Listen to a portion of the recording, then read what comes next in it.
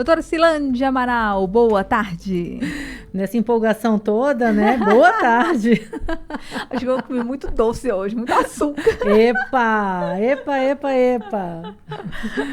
Doutora Cilândia, eu achei sensacional você propor esse tema hoje, né? A amamentação, assim, se é um direito, um dever da mulher. Porque eu estava conversando com uma mãe, e aí ela falando assim, que perguntando se meu filho vai amamentar, eu falei, não, ainda amamenta, tal, tem 1 ano e 7 meses. Ela falou assim, nossa, meu sonho, mas eu sofria tanta pressão, mas eu não consegui nenhum dos dois. E aí, por não conseguir nenhum dos dois, o pessoal achava que não era criança, então o problema era eu. Ai, Aí eu meu falei, Deus. gente, ainda bem que esse tema, que a mãe dos meninos já tem 6 anos e eu tenho 8, e até hoje ela fala que o problema sou eu. Pronto. Se você e o Diego Amorim me deixassem falar sobre a amamentação aqui, eu falaria um dia inteiro. Mas como nosso tempo é curto, vamos começar dizendo que a gente precisa falar de amamentação com leveza, com tranquilidade. Eu escuto com muita frequência por parte das mães, inclusive, que amamentar é mais difícil do que parir. Aham. Ok? Então, assim, até porque eu digo assim, gente, parir é um momento. A amamentação é um processo longo. Mas vamos voltar trazendo o que a gente colocou hoje de proposta aqui. Amamentar é um direito, não é um dever. Tá certo? A gente sabe de todas as vantagens da amamentação do ponto de vista da mulher, da saúde da mulher. Ela vai diminuir peso mais rapidamente. A longo prazo, ela vai reduzir risco de câncer de mama. Ela perde gordura do corpo mais facilmente. Ela cria um vínculo muito maior com o seu filho. Ela tem essa sensação de um dever cumprido, né? Assim, apesar de não ser um dever, a gente escuta muito isso. Nossa, doutora Cilândia, ter conseguido amamentar é uma sensação de dever cumprido, né? Assim? Ou seja, gera para ela um bem-estar de uma forma geral. Para o bebê, obviamente que a gente sabe que além de ser uma fonte de comida, ela é uma fonte imunológica, ou seja, através do leite materno, passam anticorpos para o bebê que aumentam a defesa dele, diminuindo o risco das infecções, das alergias e das intolerâncias de uma forma geral. Ou seja, ninguém tem dúvida do benefício do leite materno, tá bom? No entanto, Bárbara, para que uma amamentação dê certo, do ponto de vista técnico, a gente precisa de várias coisas, maternas e também do recém-nascido. Então, eu posso ter uma mãe com uma mama anatomicamente perfeita, com uma quantidade de leite perfeita, e ter um bebê que, a priori, ainda não sabe mamar. Gente, eu sempre digo que uma mulher e um bebê têm que ser visto por uma equipe de cuidados da saúde perinatal, como sendo 2 alunos da mesma classe na mesma escola. Nós não podemos atribuir à mulher a obrigação dela parir e já saber amamentar. E também não podemos requerer de um recém-nascido que ele já saiba mamar. São processos que vão se construindo com o tempo. E para isso, na maioria das vezes, a gente precisa de tempo, de paciência, de tranquilidade, de uma equipe de apoio e de uma compreensão que não existe culpa de ninguém, né? Que é preciso a gente dar tempo ao tempo. Minha mãe tem um ditado muito interessante que diz: tempo às vezes é um bom remédio. E de fato é.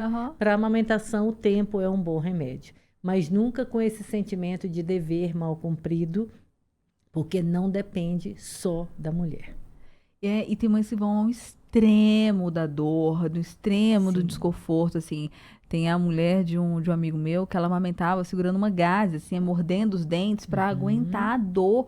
E assim, o peito todo dilacerado, assim, todo fissurado. E eu falei, meu pai eterno, né? Assim, por conta dessa pressão. Isso. E assim, a gente sabe que se tem uma coisa ruim para a amamentação em termos de produção de leite, é estresse. Olha. Né? Então, muitas vezes as mulheres, elas perguntam o que fazer para aumentar a quantidade de leite. Eu falo, deixa eu começar respondendo o que pode atrapalhar a produção de leite, né? Porque para atrapalhar, a gente tem claramente a certeza de que o estresse é um desses fatores. Para favorecer, aí a gente tem uma mãe tranquila, uma mãe que come bem, uma mãe que dorme bem, uma mãe que recebe um apoio, uma mãe que ela tem ali todo um aporte que seja favorável a ela. Mas quantidade de leite, que é uma preocupação para a grande maioria das mulheres, não é necessariamente o nosso foco. Né? Às vezes a gente tem uma mulher que ela tem uma produção boa, não aquela produção abundante que ela vai ter que ordenhar, que vai ter que tirar leite, doar e tudo mais, mas que o objetivo principal está sendo cumprido, que é de manter o seu bebê.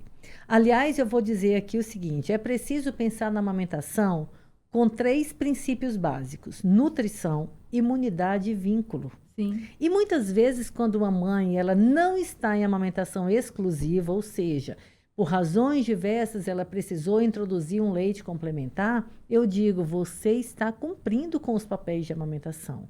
Porque nutrição a gente pode complementar, imunidade a gente vai complementar sempre, mas o papel do vínculo é imprescindível de ser valorizado, de ser lembrado, de ser estimulado, porque isso é imprescindível.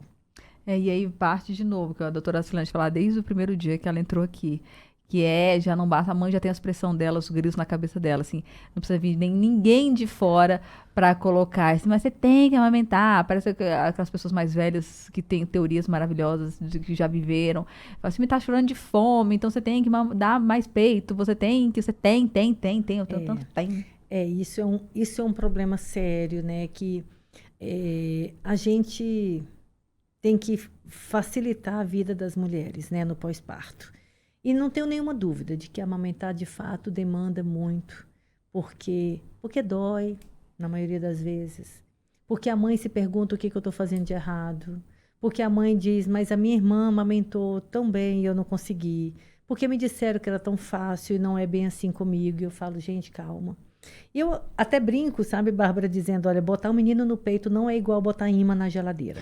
Na copa, pá. Não é, requer técnica, requer realmente um apoio, requer uma adaptação, requer uma série de coisas. Então, assim, vou aproveitar e vou fazer campanha pelos bancos de leite, né? Então, vamos lá. Temos excelentes bancos de leite no Distrito Federal, com profissionais extremamente capacitados para esse suporte. Caso precisem, busquem esses bancos de leite, busquem profissionais que de fato vão te dar informações que sejam boas, adequadas para esse momento que se você estiver vivendo dificuldade. Se você, do contrário, sentir facilidade, não demande do outro a mesma facilidade que você tem. Dê o seu apoio, oriente como é que você fez para que tudo dê certo, porque para quem está vivendo a dificuldade, a pior coisa que tem é a cobrança.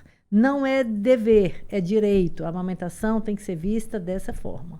Sensacional. Bem, vai render pano para a manga aqui esse episódio, que a gente vai falar depois de outras coisas. Acho que vale a pena um programa só sobre o banco de leite, entender como funciona, trazer, assim, porque eu fui uma usuária, assim, momentos de chorando, que eu não sabia o que fazer, fui lá e eles me abraçaram, literalmente. É isso mesmo. O objetivo é abraçar.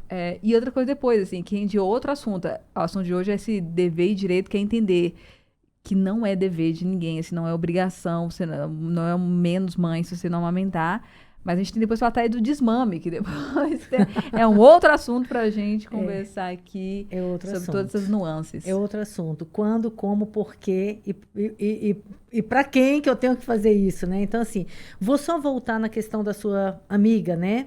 Que teve 2 filhos. Mesmo para você que está nos escutando, que já passou por um pós-parto com uma dificuldade, vamos usar essa palavra, né?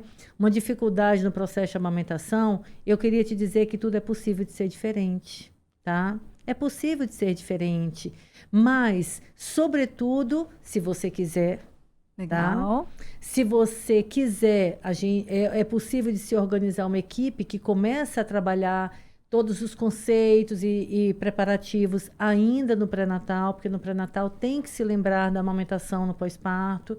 A descida do leite acontece 3 a 5 dias depois do parto. Nesse momento, a maioria das mulheres já receberam alta do hospital, ou seja, elas podem vivenciar esse momento de certa forma sozinhas. Mas se você teve dificuldade, fale sobre isso, converse quais são as suas expectativas para o próximo filho. Se você quer amamentar, você vai ter suporte. E se você disser, eu não quero, a sua posição deve ser respeitada após uma reorientação. Sempre lembrando que pode ser diferente, mas sem pressão, sem sofrimento, sem cobrança interna e externa por conta disso. Maravilha. E quem quiser saber mais sempre, gente, a doutora Silândia Amaral, lá no perfil dela, compartilha sempre essas informações. Tem curso aí para os pais que estão se preparando com tudo do começo ao fim, assim. Porque é isso, informação é tudo. Assim, a gente não tem controle de nada, não, mas tendo informação a gente fica muito mais seguro para esse momento. Então, a doutora Silândia, com uma equipe muito bacana, eles estão com o curso agora já no mês que vem. Dá uma olhada lá, doutora Silândia Amaral, nas redes sociais, para você acompanhar. A gente vai ficar falando mais desses e outros assuntos do curso. Se quiser buscar mais informação, Instituto de Obstetrícia Avançada, nosso curso vai ser um sabadão. Eu falo que ele é um pré-vestibular, um dia inteiro. Inclusive, tem curso sobre amamentação, tá fantástica a programação, pode procurar lá. Fechou. Muito obrigada, doutora Silândia. Eu que agradeço, um abraço e feliz Dia das Mães, né? Pra gente! Pra nós!